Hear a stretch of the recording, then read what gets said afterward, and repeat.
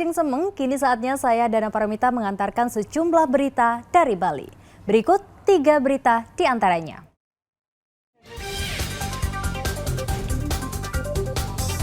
Hilang 3 hari, seorang nelayan asal desa Yesumbul, Jemberana ditemukan dalam kondisi tewas.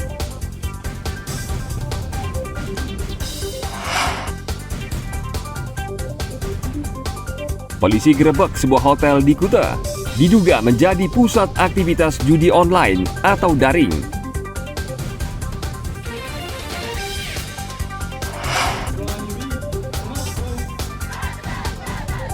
Belasan regu ikuti lomba gerak jalan kocak dan kreatif untuk meriahkan HUT kemerdekaan RI ke-77 di Buleleng.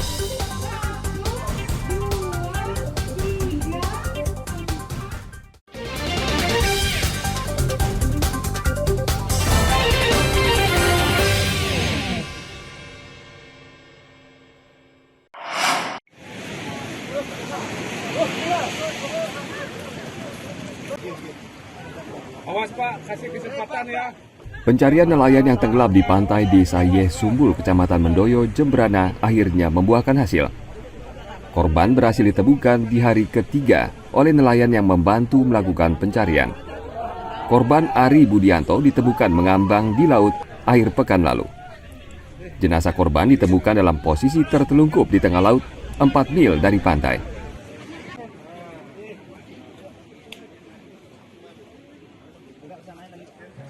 Dapat kami sampaikan berkaitan penemuan korban di area perairan Pekutatan. Ya, kurang lebih kalau dihitung dari di laut itu kurang lebih 7 sampai 8 nautical mile. Jadi korban keadaan sekarang meninggal dunia, itu yang menemukan adalah nelayan dari pantai Yesumbul. Dan ini proses sudah selesai dilaksanakan evakuasi menuju ke daratan dengan aman. Ya. Selanjutnya korban dibawa ke rumah duka menggunakan ambulan BPBD Jemberana. Demikian yang bisa kami sampaikan.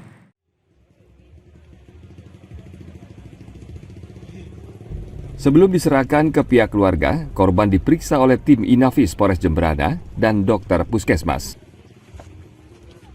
Sebelum tenggelam, korban membantu pamannya yang akan melaut dengan perahu. Setelah pamannya berhasil melewati gelombang tinggi, korban kembali ke darat dengan berenang. Namun, korban kemudian terseret arus dan akhirnya tenggelam. Tim Liputan melaporkan dari Jemberana.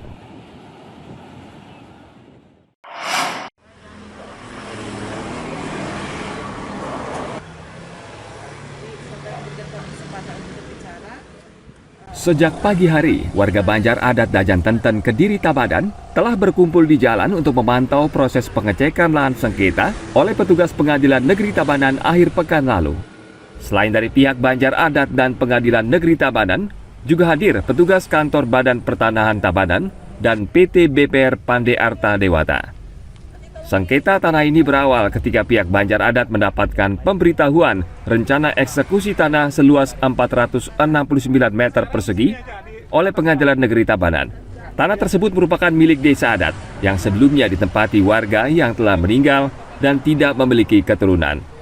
Tanah milik desa adat itu diduga telah disertifikasikan atas nama pribadi dan dipakai sebagai jaminan kredit di sebuah bank perkreditan rakyat.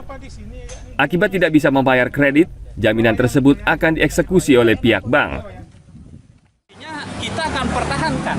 Saya selaku Desa Adat dengan Keramo Banjar Adat Dajan Tenten, khususnya Desa Adat seluruhnya, Desa Adat Banjarannya ada 825 kakak kurang lebih menyatakan bahwa ini Karangaihan Desa. Itulah bemper saya menjadi Desa Adat sehingga kita menuntut kembali hak dari Karangaihan Desa itu sendiri. Kami kan pemeriksaan setempat hari ini ya, pemeriksaan setempat lokasi permasalahan sengketa. Jadi tujuan dari pemeriksaan setempat itu hanya melihat lokasinya di mana letaknya, kemudian batas-batasnya timur, barat, utara, selatannya apa, terus siapa yang menguasai. Itu saja. Kalau masalah kepemilikan nanti kan di persidangan. Proses persidangan terkait sengketa lahan ini masih berlangsung di Pengadilan Negeri Tabanan. Pada persidangan selanjutnya, pihak desa adat akan mengajukan saksi yang akan memberikan keterangan soal pengajuan kredit di BPR yang dinilai cacat hukum. Tim Liputan melaporkan dari Tabanan.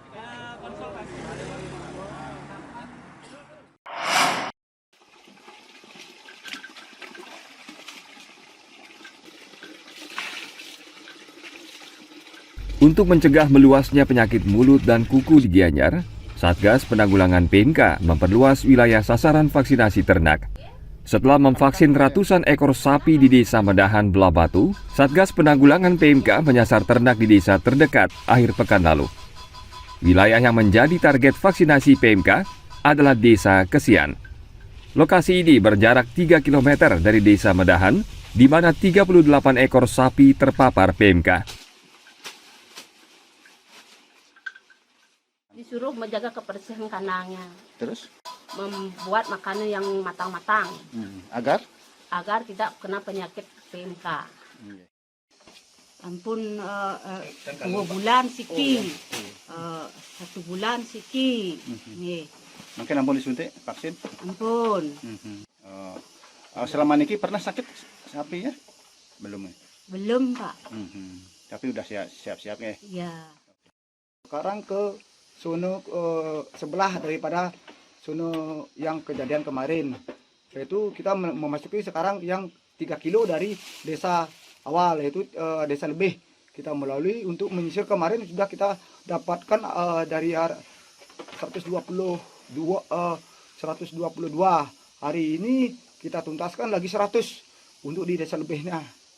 Kita hari ini ada 2 tim yang bergerak dari Puskeswan 3, dibantu oleh adik-adik mahasiswa FKH, Udayana dan Fakultas Pertanian Program Studi Peternakan. Sampai saat ini udah berapa sapi yang divaksin? Untuk sampai saat ini untuk yang tahap 2 ya. Yang tahap 2 mungkin kita sudah hampir mendekati sekitar 300-an. Untuk dari Desa Medan, Keramas, sudah itu sekarang menginjak ke desa yang ketiga, yaitu Desa Lebih. Kalau vaksin pertamanya? Vaksin pertama mungkin sudah hampir sekitar 13 sampai 14 ribu Untuk wilayah untuk kecamatan? untuk wilayah Kabupaten Gianyar.